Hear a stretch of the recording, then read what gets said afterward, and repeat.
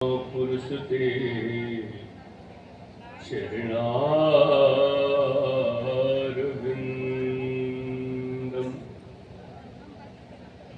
श्री राम राम रघुनंदन राम राम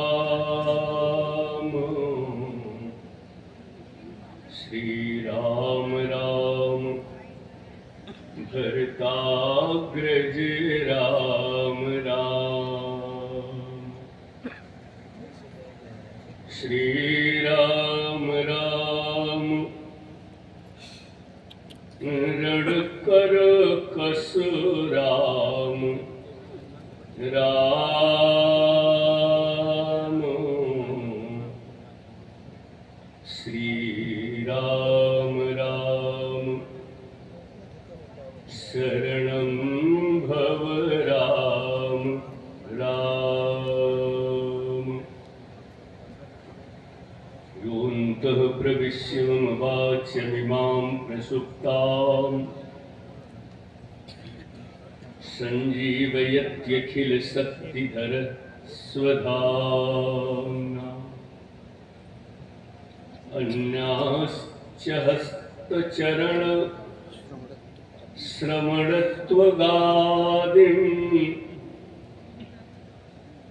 प्राणान्नमो भगवते पुरुषाय तुभ्यं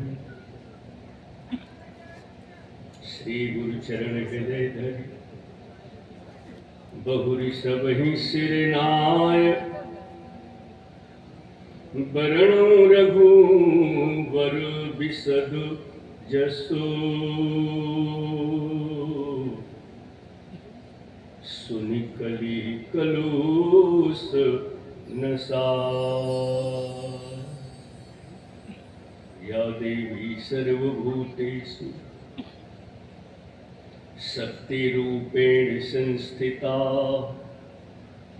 नमस्तस्यै नमस्तस्यै नमस्तस्यै नमो नमः या देवी सर्वभूतेषु दयारूपेण संस्थिता नमस्तस्यै नमस्तस्यै नमस्तस्यै नमो नमः जिनके सेवा भाव से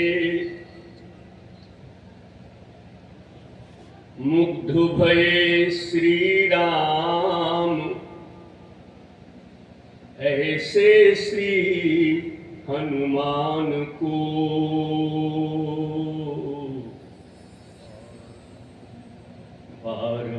बारंबार प्रणाम।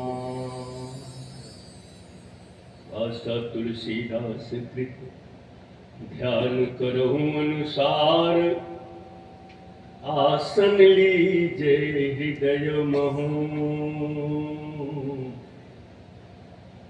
आय पवन कुमार।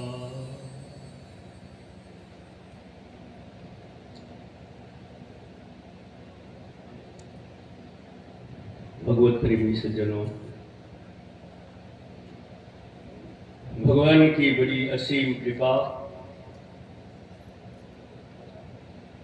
जो मनुष्य जीवन प्राप्ति के बाद का सबसे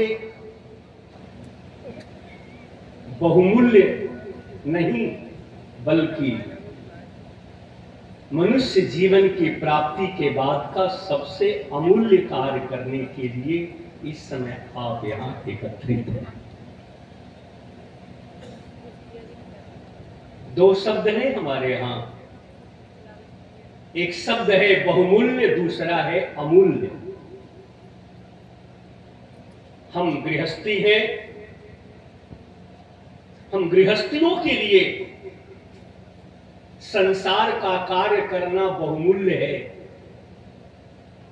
पर हम गृहस्थियों के लिए संसार बनाने वाले परमात्मा का कार्य करना मूल्य है, मूल्य है, मूल्य। इस समय आप वही कार्य कर रहे हैं। यह परिवार बड़ा भाग्यशाली है जिसको इतने वर्षों से राम कथा कराने का गौरव प्राप्त हो रहा है, जहां एक से राम कथाकारों का पदार्पण हुआ है। ये धरती बड़ी आध्यात्मिक ऊर्जावान हो चुकी है, जहां इतने वर्षों से राम कथा का अविरल प्रवाह चल रहा है। आइए आज यात्रा के क्रम में कुछ विलंब हो गया है, लेकिन हम प्रभु के चरणों में नतमस्तक होते हुए जो शेष समय बचा है उस शेष समय का हम सदुपयोग करें।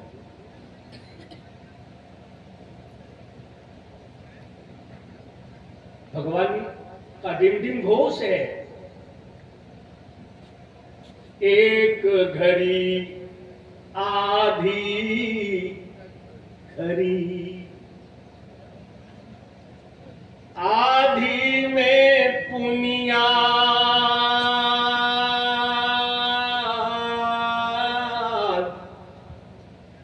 तुलसी संगत साधु के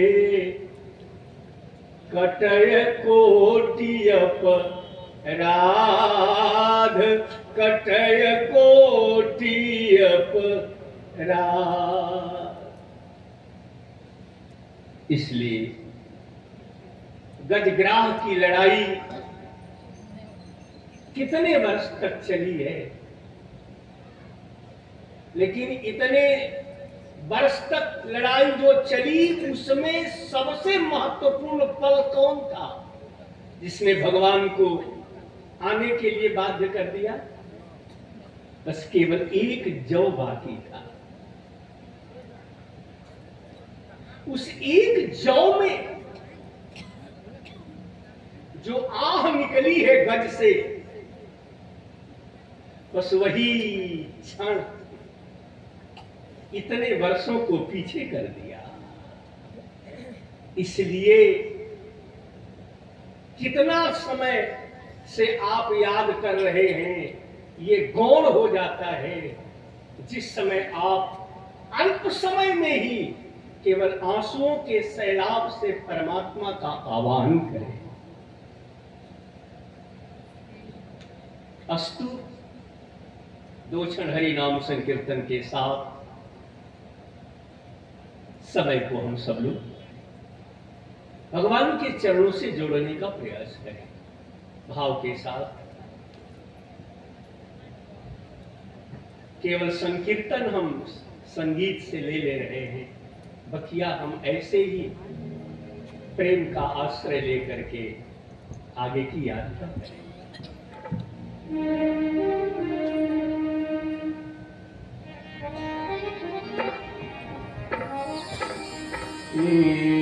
श्री राम जय राम, जय जय राम। श्री राम जय राम, जय जय Ram.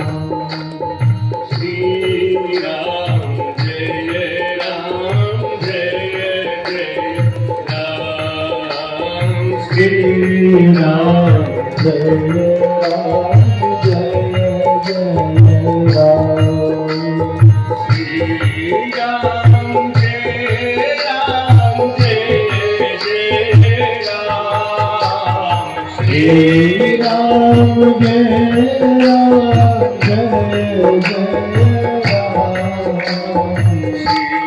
Ram Jai Ram Jai Jai Ram, Shri Ram Jai Ram Jai Jai Ram, Shri Ram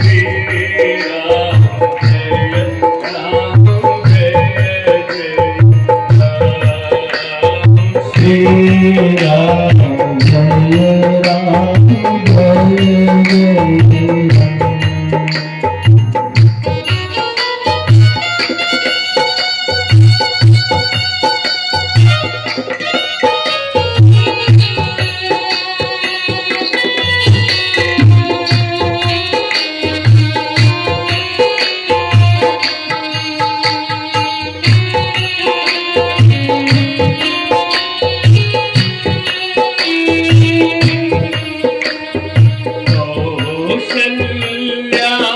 के प्यारे राम, कौशल्या के प्यारे राम, कौशल्या के प्यारे राम, कौशल्या के प्यारे श्री राम जय राम जय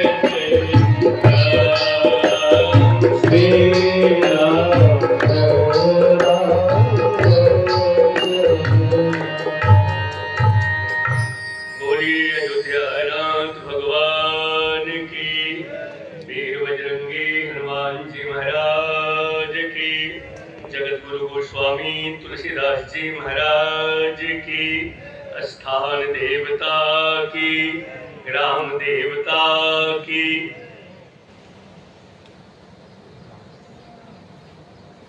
हमारे परम आराध्य प्रभु श्री सरकार के श्री चरणों में हमारा अनंत कोटि साष्टांग प्रणिपात। इस वायुमंडल में प्रत्यक्ष अप्रत्यक्ष समस्त देवी देवताओं के श्री चरणों में हमारा अनंत कोटि साष्टांग प्रणिपात। अनवरत कई वर्षों से इस कपूरपुर की धरती पर जिनकी राम कथा से आप सिक्त हो रहे हैं, ऐसे मानस जगत के आलोक शिखर हमारे अभिन्न हृदय श्री मणि सांडिल्य जी, आयोजन समिति के समस्त पदाधिकारीगण, आप सब लोगों का इस व्यासपीठ से हार्दिक अभिनंदन। यत्र तत्र से पधारे अपनी महिमा मंडित गरिमा मंडित उपस्थिति से इस स्थल को गौरवान्वित करने वाले समस्त भगवत परायण श्रद्धालु श्रोता महानुभाव, मैत्रीगार सीता सावित्री की पंथानुगामिनी भारतीय आर्य देवियां, समवयस्क बंधु, आइए एक चर्चा हम आपके बीच में रखने का प्रयास कर रहे हैं।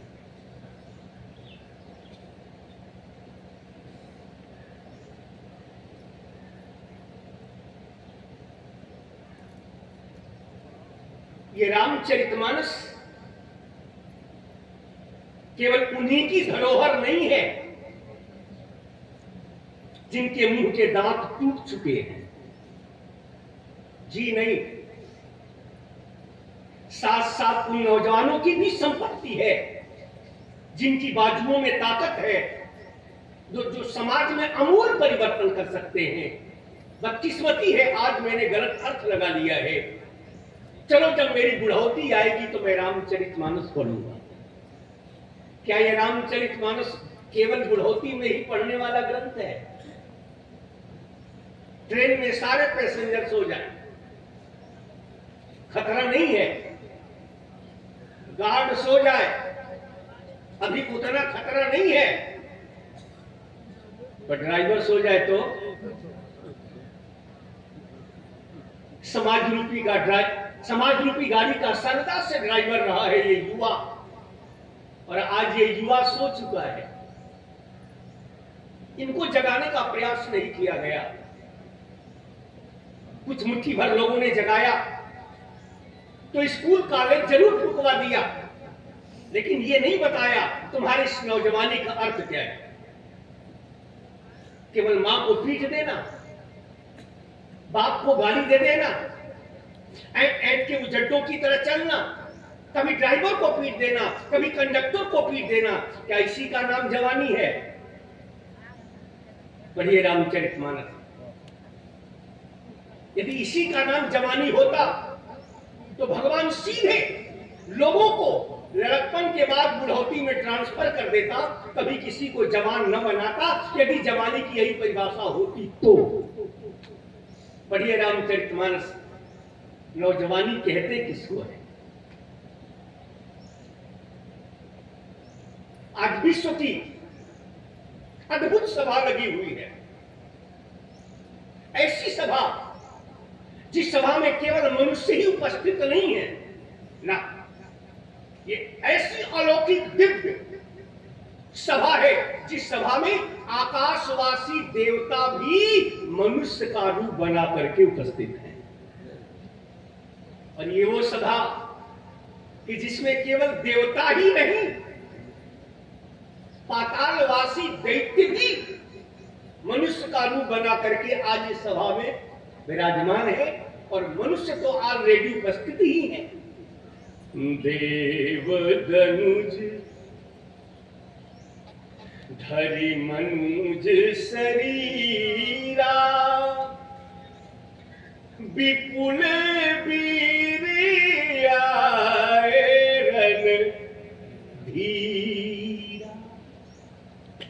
इतनी अलौकिक सभा कि जिसमें मनुष्य, देवता और दैत्य सब एक आकार से बैठे हुए हैं।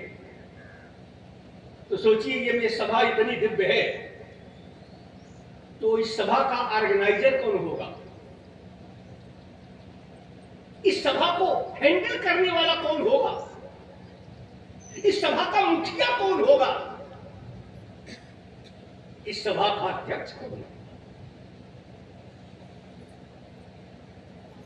पढ़े लिखे लोग मेरे आंख के सामने बैठे हैं।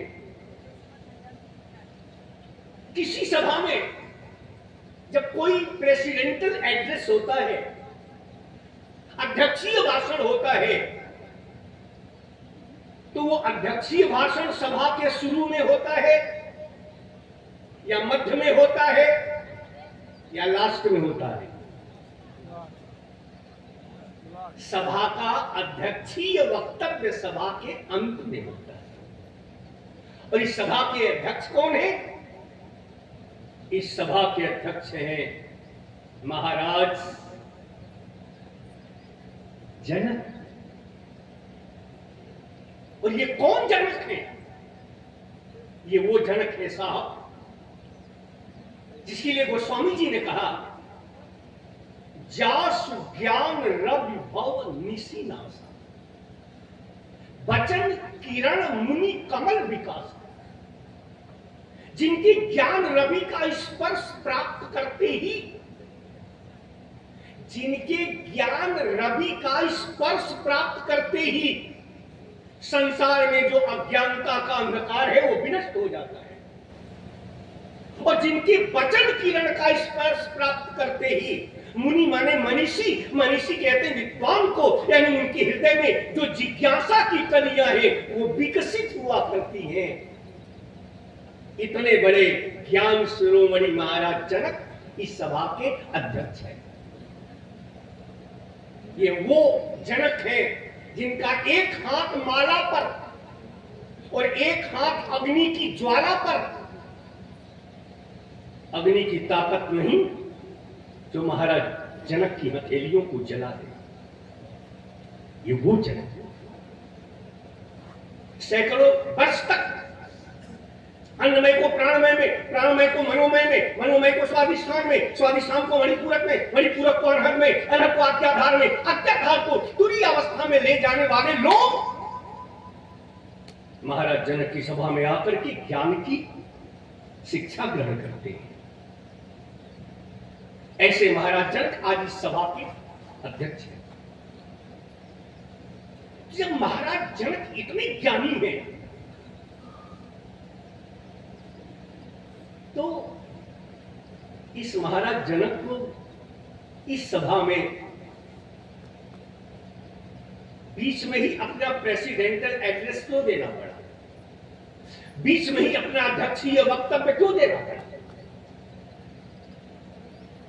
जिसके लिए महाराज जनक ने सभा बुलाई है, न धनुष टूटा है, न सीता जी का विवाह हुआ है, सारी की सारी कार्रवाई ज्यों की त्यों पड़ी हुई है, और आज आप इतना वेदनाग्रस्त हो गए। एक सामान्य शिष्टाचार भूलने लगा महाराज जनक जैसा महानतम व्यक्तित्व। कम से कम एक बात तो महाराज जनक को हरगिज नहीं कहनी चाहिए थी। सभ्य समाज का नियम है, सभ्य समाज में बैठे हुए लोगों से कभी नहीं कहा जाता है उठ के जाओ अपने घर जाओ, ये तो कभी नहीं कहा जाता है।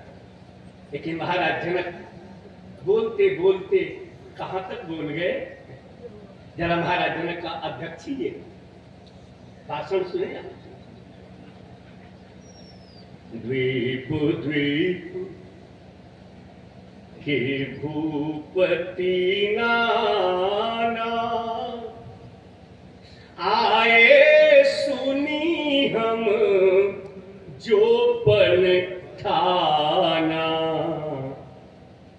देव दनुज धरि मनुज शरीरा, विपुल वीर आए रन धीरा, कहूं का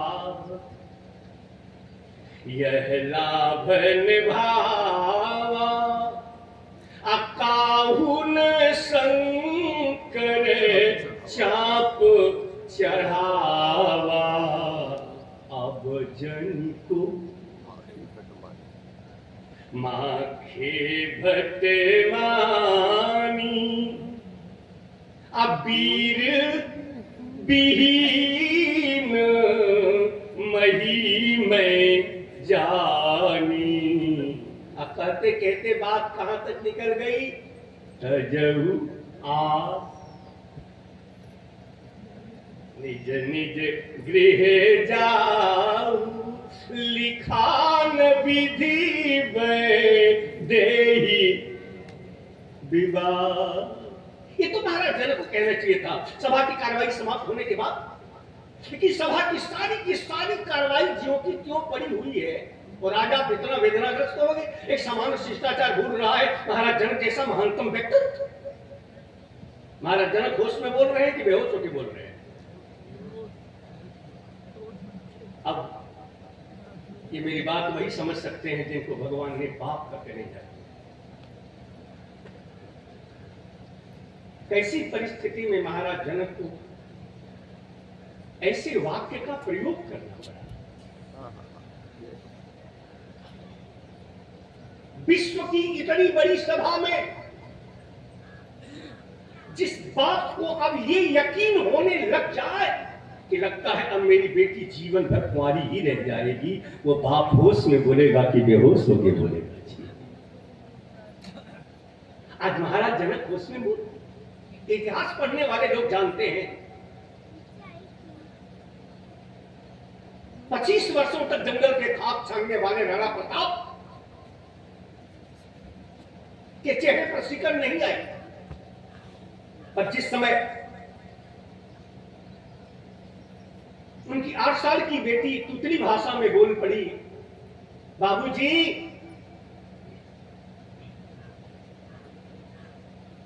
एक ही तो घास की रोटी बन पाई थी, लेकिन उस एक बनी हुई घास की रोटी को भी वन बिलार लेके भाग गए। महाराणा प्रताप का फौलादी कलेजा कांप गया। उन्होंने कहा लागत है मेरे जीवन को, धिक्कार है मेरी जिंदगी को। सोने की थाली में भोजन करने वाली बेटी आज ऐसे दिन देखने पड़ गए कि सोने की थाली में भोजन करने वाली मेरी बेटी आज घास की रोटी के लिए बिलबिला पड़ी। चलता हूं, मैं भी अधीनता स्वीकार कर लेता हूं। यह है पितृत्व भाव।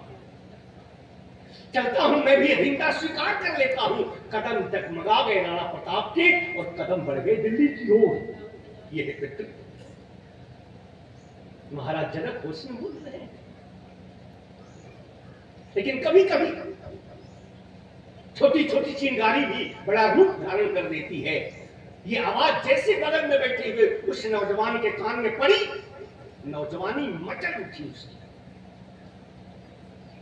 माखे लखन। एक बात हमारे व्यवहार पक्ष की है, जरा बड़ी बारीकी से आप सुनिए ना।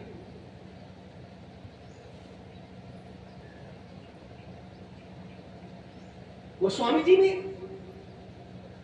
पहाड़ को उतना वजनदार नहीं बताया।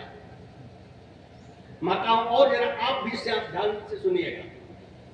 गोस्वामी जी ने पहाड़ को उतना वजनदार नहीं बताया, समुद्र को उतना वजनदार नहीं बताया, पृथ्वी को उतना वजनदार नहीं बताया, जितना वजनदार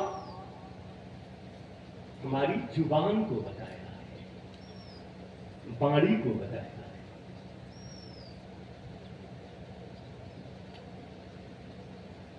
कोई भी अनुष्ठान हो, पूजन हो, कर्मकांड हो, साधना हो, सबसे पहली पूजा हम गणेश जी से प्रारंभ करते हैं। पर गोस्वामी जी ने पहली वंदना गणेश जी की नहीं किया है ना। वंदे बाणी कब दिन आए, पहले बाणी की वंदना किया है। घर में कितना हो प्रतिकूल परिस्थिति हो, पर परिवार के लोगों की वाणी में यदि मधुरता है तो वो प्रतिकूलता भी धीरे धीरे अनुकूल हो जाती है।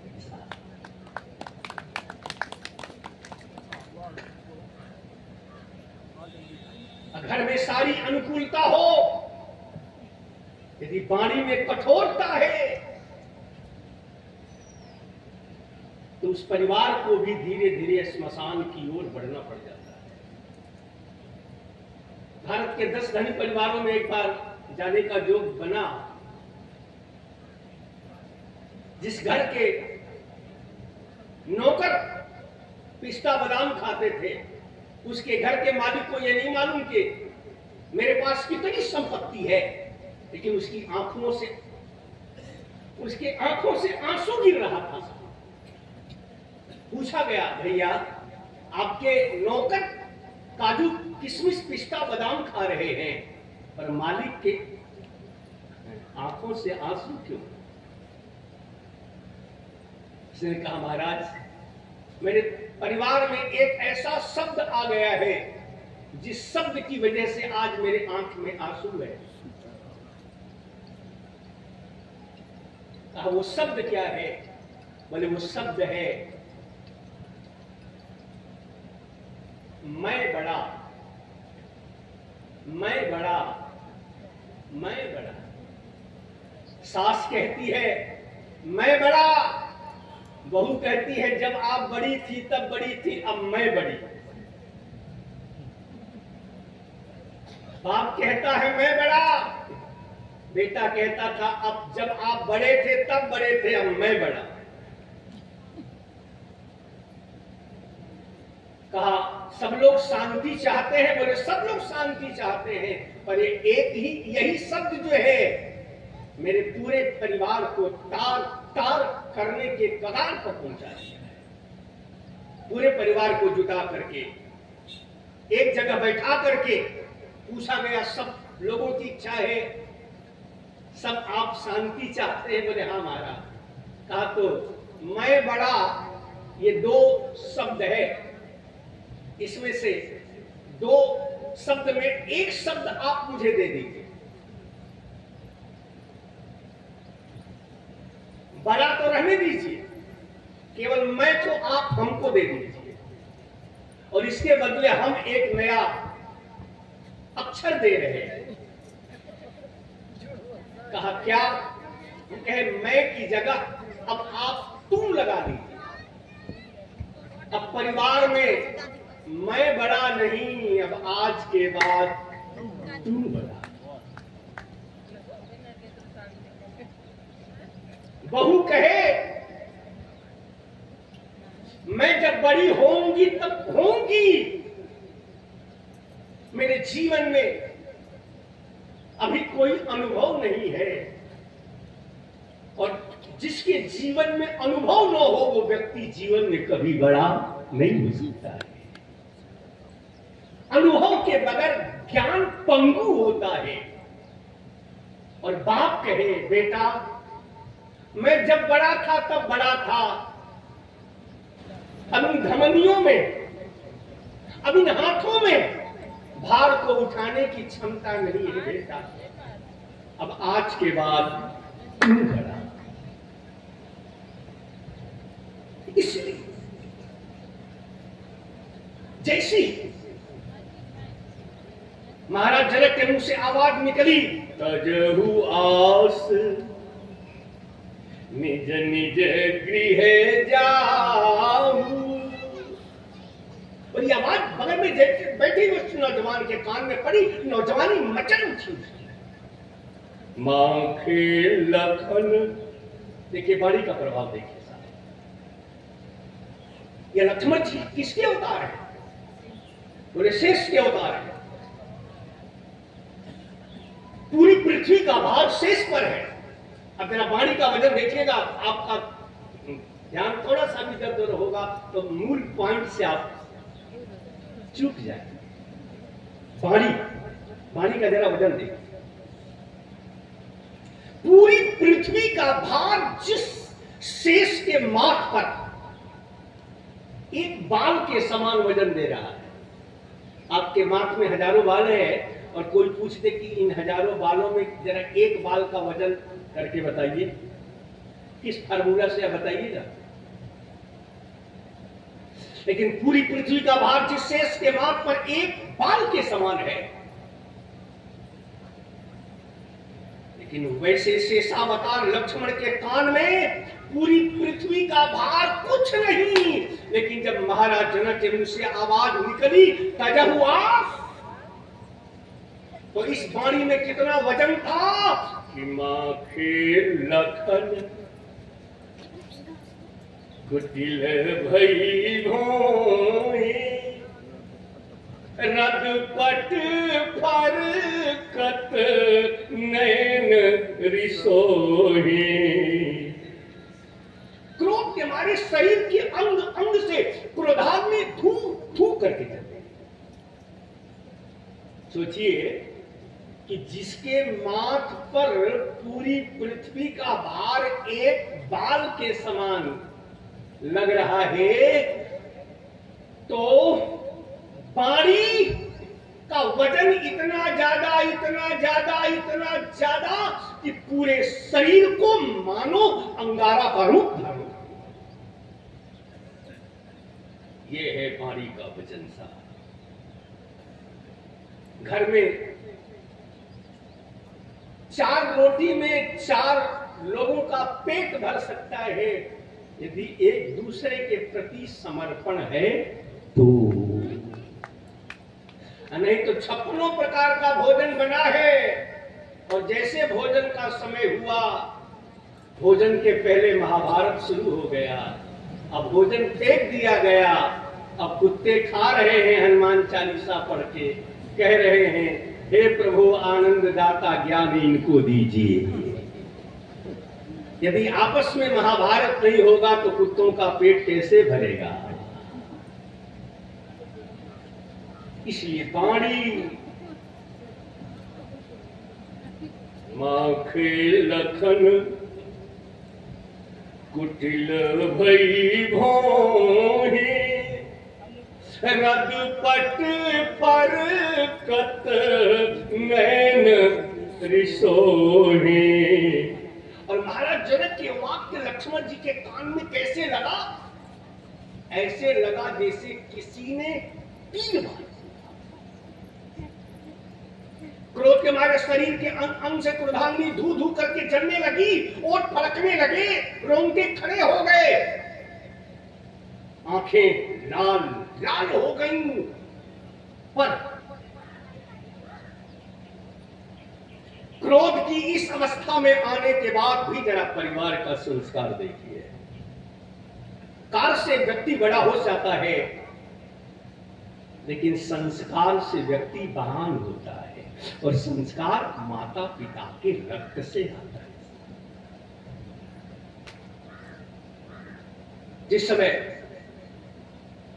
पटना में गुरु गोविंद सिंह के बच्चों को चुनवाया जा रहा था, जरा देखिए माता पिता का संस्कार। दीवाल यहां तक गया, बच्चों के चेहरे पर शिकन नहीं, कमर तक दीवाल गया, शिकन नहीं है, छाती तक दीवाल गया, शिकन नहीं। जब गर्दन से ऊपर जाने लगा, शासक ने पूछा, अभी भी वक्त है, अपने धर्म को छोड़ के तुम यदि हमारे धर्म को स्वीकार कर लो तो ये दीवारें गिरा दी जाएंगी। उन सिंह की संतानों ने कहा, दीवार जोड़ करके हमें धमकी दे रहे हो, धर्म परिवर्तन की बात कर रहे हो, कर दो कत्ल खुशी से, कुछ भी फिक्र नहीं है। दुनिया के सबसे बड़े बल का नाम क्या है? सब अनुभवी लोग बैठे हैं। दुनिया के सबसे बड़े बल का नाम आत्मबल। और आत्मबल आता कहां से है? कोई कहता है मैं विधायक का आदमी हूं, ये कहते हुए कितना गौरव का अनुभव होता है। कोई कहता है मैं मंत्री का आदमी हूं, ये कहते हुए कितना गौरव का अनुभव होता है। जिसके शासन की एक सीमित अवधि है, जिसके शासन का एक सीमित क्षेत्रफल है, इनसे जुड़ने के बाद जब हम इतना गौरव का अनुभव करते हैं, तो वो अपने जीवन में कितना गौरव का अनुभव करेगा जिसका संबंध उनसे है जिनका शासन इस लोक से लेकर परलोक तक का है, और शासन की सीमा असीमित है और शासन की अवधि भी असीमित है। आज थोड़ी सी भौतिक शोहरत हमारे पास हो जाए, हमें बॉडीगार्ड की जरूरत पड़ती है। मैं आपसे पूछना चाहता हूं, इस बॉडी का असली गार्ड कौन है? ऑलमाइटी गार्ड है। ऑलमाइटी गार्ड की कृपा हट जाए तो बॉडी गार्ड खुदे वक्त देख के बॉडी में गोली उतार देता है, दूसरा नहीं, बॉडी गार्ड ही उतार देता। इसलिए याद रहे, दुनिया हमारे ऊपर तभी कृपा करती है जब उनका बरदहस्त रहे तब। जहां पर कृपा राम की होई, तब दुश्मन भी गले लगा देता है साहब। ठाकुर की कृपा हट जाए तो संपत्ति विवाद में बेटा बाप की हत्या कर देता है। जहां पर कृपा राम की होई, ता पर कृपा करे सब कोई, ता पर कृपा। याद रखना,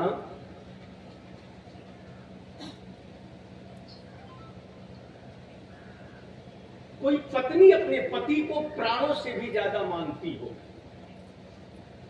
लेकिन क्या वो पत्नी उस पति के साथ 24 घंटा रह सकती है? क्या कोई पति अपने पत्नी को प्राणों से ज्यादा मानता हो, लेकिन क्या वो पति उस पत्नी के साथ 24 घंटा रह सकता है? क्या कोई मां अपने बेटे को प्राणों से ज्यादा मानती हो, लेकिन क्या वो मां अपने बेटे के साथ 24 घंटा रह सकती है? क्या नहीं रह सकती। इस शरीर के साथ 24 घंटा रहने वाला कौन है?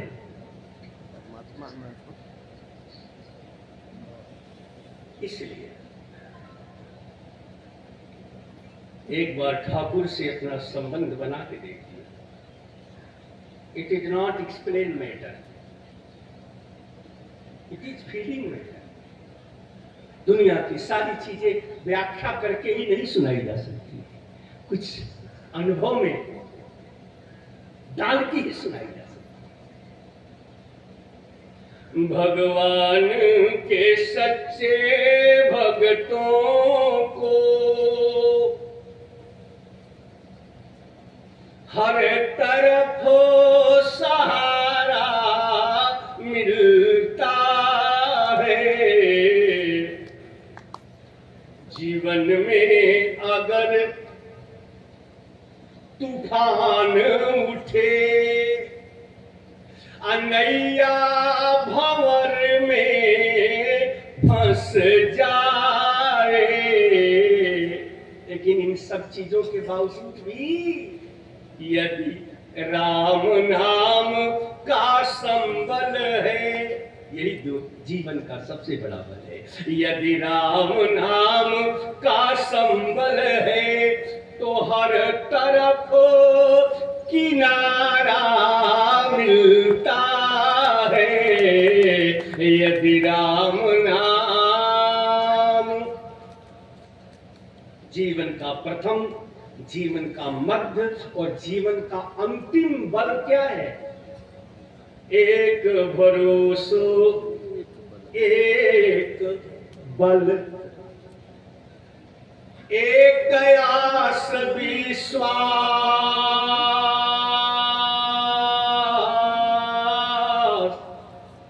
एक राम घनश्याम हित, बोले चातक तुलसी दास, चातक तुलसी दास। इसलिए याद रखना, परमात्मा ने आपको 24 घंटे का समय दिया है। 24 घंटे में 23 घंटा, 23.5 घंटा दुकान को, मकान को, परिवार को, रिश्तेदार को, सगे संबंधियों को, इष्ट मित्रों को दीजिए, लेकिन कम से कम 24 घंटा में 24 मिनट उसको दीजिए जिसने हमें 84 लाख जोनियों का सबसे अमूल्य धरोहर दिया है।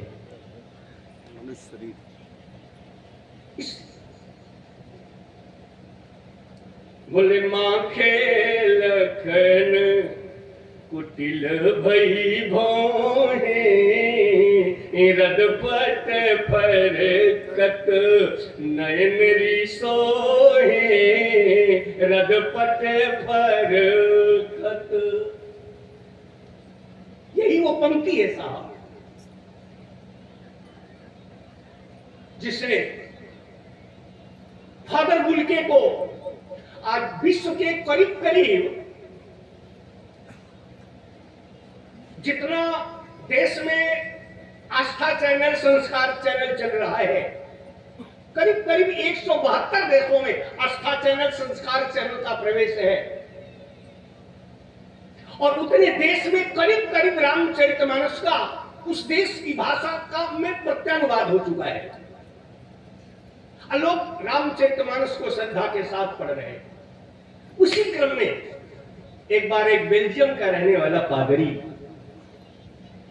आप इसमें से कुछ लोग नाम जरूर जानते होंगे, उसका नाम था फादर कामिल बुल्के, जिसने राम कथा लिखी है। एक बार पढ़ रहा था रामचरितमानस और ये पंक्ति जैसे उसके आंख के सामने गई। बेल्जियम में रहते हुए, क्रिश्चियन मशीनरी का फादर रहते हुए, ये पंक्ति जैसे उसके आंख के सामने गई, फादर कामिल बुल्के, मचल गया उसका शरीर भारत आने के लिए। और वो कौन सी पंक्ति है जो फादर कामिल बुल्के को भारत आने के लिए विवश किया? धन्य जन्म जगती तलतासु,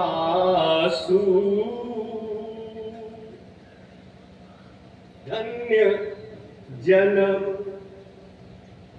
धन्य जन्म जगती तलतासु धन्य जन्म जगती तलतासु कि पितहि प्रमोद चरित सुनी जा। ऐसी भी संस्कृति विश्व के अंदर हो सकती है क्या? मैं तो उस देश का रहने वाला हूं जिस देश के बुढ़े मां बाप इनको हकारत की निगाह से देखे जाते हैं, बल्कि वो समाज के अवांछनीय तत्व समझे जाते हैं। पर धन्य है वो देश, धन्य है उस देश की संस्कृति जो अपने देश के मासूम बेटों के कलेजे पर ये छोड़ने का प्रयास कर रहा है। पितहि प्रमोद चरित सुन जासु, इस एक पंक्ति ने फादर बुल्के को क्रिश्चियन मशीनरी के फादर से हटा के रामचरितमानस का अध्येता बना दिया, रामचरितमानस का अध्येता बना दिया। उसने मरते समय कहा, O almighty God, I am Christian. और क्रिश्चियन लोग डॉक्ट्रिन ऑफ रीबर्थ, पुनर्जन्म के सिद्धांत में क्रिश्चियन तो विश्वास नहीं करते, पर है परमात्मा यदि पुनर्जन्म होता हो तो हमको एक बार भारत की धरती पर और पैदा कर देना, और कुछ करने के लिए नहीं, रामचरितमानस एक बार और पढ़ जाने के लिए, रामचरितमानस एक बार और पढ़ जाने के लिए। क्योंकि धन्य है वो देश, धन्य है उस देश की संस्कृति तो अपने देश के मासूम बेटों के कलेजे पर ये छोड़ने का प्रयास कर रहा है। पितहि प्रमोद चरित सुनि जासु। इसलिए याद रखिएगा, ये रामचरितमानस केवल उन्हीं की धरोहर नहीं है जिनके मुंह के दांत टूट चुके हैं, बल्कि साथ साथ उन नौजवानों की भी संपत्ति है जिनकी बाजुओं में ताकत है, जो समाज में अमूल परिवर्तन कर सकते हैं। बदकिस्मती है आज मैंने गलत अर्थ लगा लिया है। चलो तो मेरी बुढ़ौती आएगी तो मैं रामचरितमानस पढ़ूंगा, लेकिन वाह, जैसे ही क्रोध के मारे कांपने लगे, जरा देखिए परिवार का संस्कार, शरीर के अंग अंग से क्रोधाग्नि धू धू करके जलने लगी, ओठ फड़कने लगे, आंख लाल हो गई, रोंगटे खड़े हो गए। क्रोध की इस ऊंचाई पर पहुंचने के बाद भी परिवार का, माता पिता के रक्त का जरा संस्कार देखिए। बोले तो बोले कैसे, बगल में भैया बैठे हुए। यही अपने देश की संस्कृति है, यही अपने देश का प्राण है। आपके घर में हजारों किलो संपत्ति बरसे, आपके घर में लाखों किलो संपत्ति बरसे, पर जिस घर के बड़े बुजुर्ग अपने बेटों की नालायकी पे रोते हैं, उसमें रावण राज्य भले आ जा, पर राम राज्य भूल के नहीं आ सकता। कही न सकत रघुवीर बचन लगे जिमि बाण। बस हमारे परिवार में तकरार इसी पॉइंट पर होता है, परिवार में विखंडन इसी पर होता है। क्रोध में आए, आज जो बोलना है बोल दिए।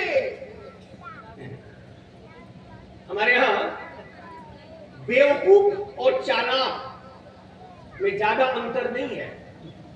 अब आप अपने को तौल लीजिएगा, बेवकूफ और चालाक में ज्यादा अंतर नहीं है। एक पतली सी डिमार्केशन लाइन है जो बेवकूफ और विद्वान में अलगाव पैदा कर देती है। क्या अंतर है बेवकूफ और चालाक में? जबान में जो आवे धड़ धड़ाधड़ बोल दे, बाद में सोचने लगे हाय हाय नहीं तो गलती हो गई। यही बेवकूफों का लक्षण है। जबान में कोई बात आई, निकालने के पहले सोच लिया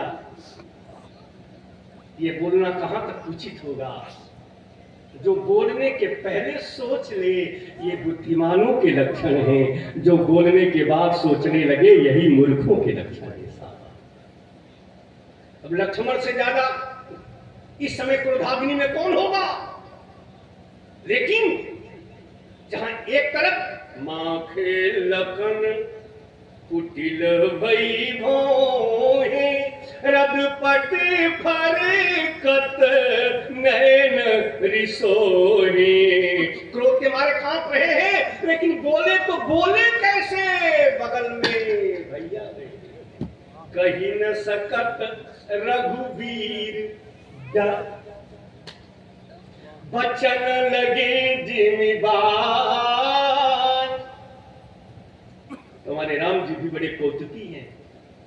कभी कभी लक्ष्मण के द्वारा तमाशा देखने की इच्छा हो जाती है, क्योंकि सबके उर अंदर बसहु जानहु भाव कुभाव। भगवान सबके हृदय में तिष्ठत सांगुलम वेद मंत्र है। पुरुष सूक्त का पहला मंत्र है तिष्ठत सांगुलम। भगवान सबके अंतःकरण की भावना को समझते हैं। समझ गए राम जी की लक्ष्मण इस समय कुछ मूड में है, कहना चाहता है। राम जी ने धीरे से इशारा किया, लक्ष्मण कुछ कहना चाहते हो भैया? ठीक है, बोल लो, ज्यादा मत बोलना, 33% केवल बोलना, उससे ज्यादा मत बोलना। कही न सकत रघुवीर डर, बचन लगे जिम्मेदार। नाई राम, जैसे मौन इशारा हुआ, नाई राम पद कमल सिर, बोले गिरा प्रमाण। कितनी छूट मिली थी? 33%। स्टार्टिंग कितना से किया? 75। राम जी का आशीर्वाद, राम जी की मौन स्वीकृति मिलने के बाद अब लक्ष्मण जी को जरा देखिए। बोले रघुवर सिंह महा जहां को होई, अतहि समाज बड़े अनुचित होई। और डायरेक्ट कही जन, कोई आदर सूचक शब्द, आदरणीय जनक, परमादरणीय जनक, श्रद्धे प्रभा जनक, पांते सारस्वत जनक, कोई आदर सूचक शब्द लगा, प्रेम वर्ण में कह दिया कही जनक। राम जी ने कहा लक्ष्मण, अरे भैया कोई रिश्ता न माने होते, एक रिश्ता मान लिए होते कि ये हम लोगों के होने वाले ससुर हैं और ये सीता जी के बाप हैं। ये वाक्य तुमको ऐसे कहना चाहिए। लक्ष्मण जी ने कहा भैया इनका नाम है लक्ष्मण। लक्ष्मण का मतलब है लक्ष्य मन यस्य सः लक्ष्मण कर्तव्य। जिसका मन हर समय अपनी लक्ष्य पे टिका हो उसका नाम लक्ष्मण। लक्ष्मण का अवतार यदि रामचरितमानस में हुआ है तो वो श्री राम के मर्यादा की रक्षा करने के। अब से ही नहीं, पैदाइश के बाद से ही लक्ष्मण जी राम जी के बगैर रह नहीं पाते। जब माताएं चारों बच्चों को सुलाती थी तो पहले राम जी को सुलाया जाता था, इसके बाद भरत जी को सुलाया, इसके बाद तब लक्ष्मण का नंबर आता था, लास्ट में शत्रुघ्न। जब लक्ष्मण जी राम जी के बीच में जब भरत जी आते थे तो पेट भरा है, इसके बाद भी लक्ष्मण रोना प्रारंभ कर दिया। रोते रोते अब लक्ष्मण क्यों रो रहा है इसका पता किसी को नहीं चल पाया। वशिष्ठ जी को बुलाया गया, अभी सोने के पहले जो लक्ष्मण खिलखिला के हंस रहा था, वो सोने के बाद रो क्यों रहा है? वशिष्ठ जी ने ध्यान किया, बात समझ में आ गई। कहा कौशल्या, कैकेयी, सुमित्रा, दशरथ जी, अब आप सब लोग जरा देखते रहिए कि आखिरकार लक्ष्मण क्यों रो रहा है, आपको भी समझ में आएगा।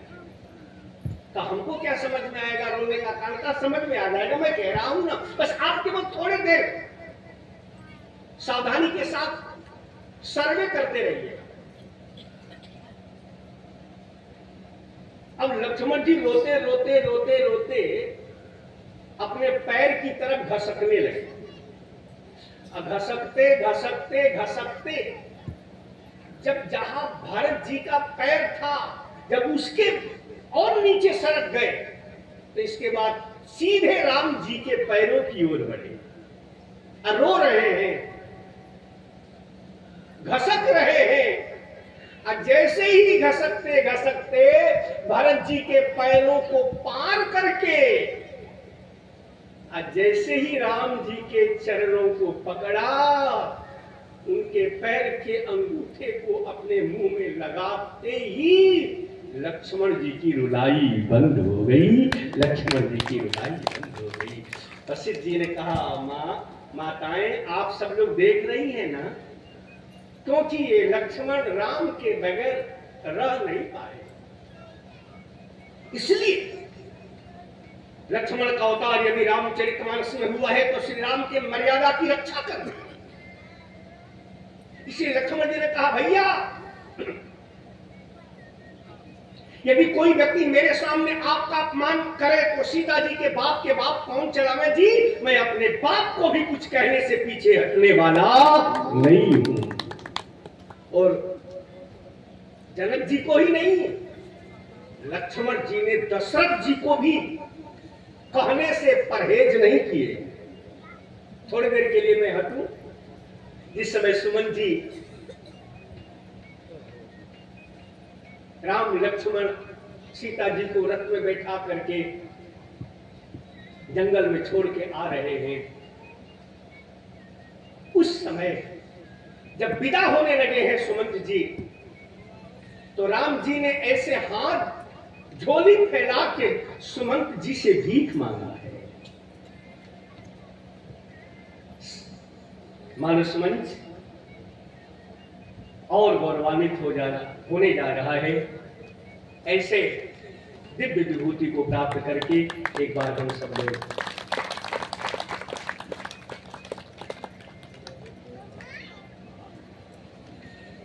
बस ये बात पूरा करके गाड़ी को जिस समय सुमंत जी विदा होने लगे, राम जी लक्ष्मण जी से, सीता जी से, तो राम जी ने ऐसे अपना जो उत्तरी वस्त्र लिए थे, ऐसे उत्तरी वस्त्र को ऐसे सुमंत जी के सामने फैला करके और हाथ जोड़ के कहा, सुमंत जी, मैं आपसे एक भीख मांगू, आप मुझे देंगे? सुमंत जी के नेत्र सजल हो गए। सुमंत जी ने कहा, मैं आपके राज्य का एक अदना व्यक्ति हूं और प्रभु आप मुझसे भीख मांग रहे हैं। कहा, आप अदना व्यक्ति नहीं है, आप मेरे पिताजी के सलाहकार हैं। जो मेरे पिताजी का सलाहकार है वो मेरी नजर में मेरे पिता की ही तरह है, इसलिए मैं आपसे पात्रता देख के भीख मांग रहा हूं। छत्री किसी से भीख नहीं मांगता, लेकिन आज मैं अपने को भीख मांगने के लायक समझ रहा हूं आपके सामने। कहा, बोलिए क्या भीख मांगना चाह रहे हैं? कहा, मैं भीख यही मांगना चाहता हूं कि अभी अभी लक्ष्मण ने जो कुछ कठोर वचन पिताजी को सुना दिया है, तो भीख यही दे दीजिए कि ये कठोर वचन जाके मेरे पिता दशरथ जी को मत सुनाइएगा। लखन केहू कछु वचन कठोरा, भरत जी राम पुनि मोर निहोरा। लेकिन जब पहुंचे हैं सुमंत जी विशाल राजप्रासाद के एकांत शरण में छिन्न मूर्ति शाखा की तरफ चक्रवर्ती सम्राट अवध नरेश भूमि मिर्षित थे, भूमि पर पड़े थे और सब समाचार धीरे धीरे सुना दिया। और सुनाने के क्रम में ये भी बात मुंह से निकल गई कि लखन कहू कछु वचन। अब तो इसके पहले जो भी समाचार सुनाया महाराज दशरथ सुनते रहे सुनते रहे सुनते रहे, लेकिन ये कान में आवाज जैसे गई कि लखन कहू कछु वचन कठोरा, फूट फूट के रो पड़े दशरथ जी। कहा मंत्री जी क्या कहा आपने? लक्ष्मण ने मुझे कठोर वचन कह दिया। अब मंत्री जी को याद आया, रे रे रे जिसके लिए राम जी ने आंचल फैला के मुझसे भीख मांगा था। वार्ता के क्रम में ये बात मेरे मुंह से निकल गई, लखन कहूं कुछ वचन कठोरा। महाराज दशरथ फूट फूट के रोने लगे, सुमंत जी भी रोने लगे। अब महाराज दशरथ जी ने कहा मंत्री जी अब मैं चैन से मर जाऊंगा, क्योंकि यही बात तो मुझे सता रही थी कि मेरा राम बड़ा विनम्र है, मेरा राम बड़ा गंभीर है, मेरा राम बड़ा दयालु है, मेरा राम बड़ा सीधा है। ऐसे सीधे राम के मर्यादा की रक्षा 14 वर्ष तक जंगल में कैसे सुरक्षित रह पाएगी? लेकिन यदि राम के मर्यादा पर थोड़ी सी आंच आई और लक्ष्मण ने 2-4 कठोर वचन मुझे सुना दिया तो मुझे विश्वास हो गया कि अब लक्ष्मण जैसे भैया के रहते जंगल में अब राम का कोई बाल बांका नहीं कर सकता है जी, बाल बांका नहीं कर सकता है। लक्ष्मण जैसा भाई बगल में और राम का कोई बाल बांका कर दे। इसलिए रामचरितमानस केवल उन्हीं की धरोहर नहीं है जिनके मुंह के दांत टूट चुके हैं, बल्कि साथ साथ उन नौजवानों की भी संपत्ति है जिनकी बाजुओं में ताकत है, जो समाज में अमूल परिवर्तन कर सकते हैं। बस इन्हीं शब्दों के साथ आप सब लोगों की मंगल में कामना करते हुए प्रभु की प्रेरणा, प्रभु के चरणों में समर्पित एक बार सीताराम राम राम राजा राम राम राम सीता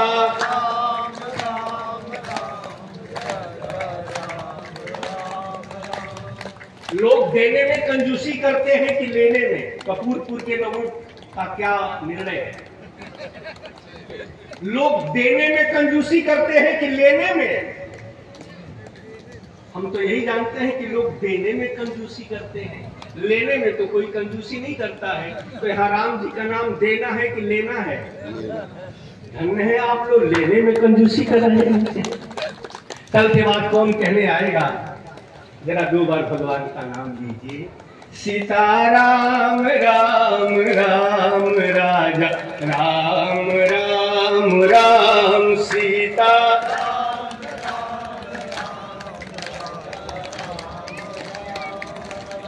सीताराम राम राम राजा राम राम राम सीता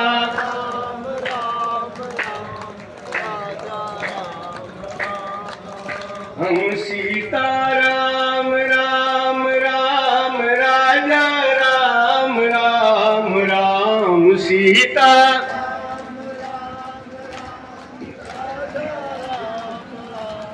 राम सीता राम राम राम राजा राम राम राम सीता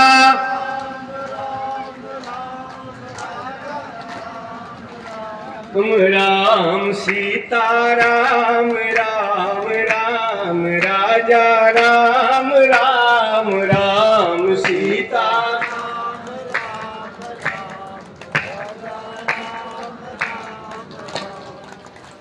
इस धर्म मंच के कुशल संचालक शायद श्याम नारायण सेठ जी हैं। बहुत बहुत आपको भी साधुवाद, क्योंकि आपके जो सुनने का त्वरा है, सुनने का जो सिस्टम है, स्तुत्य है, प्रणम्य है, श्लाघ्य है, आलिक बहुत बहुत साधुवाद। एक बार हम सब लोग दोनों हाथ को ऊपर उठा लें। ओम नमः पार्वती पते हर हर महादेव।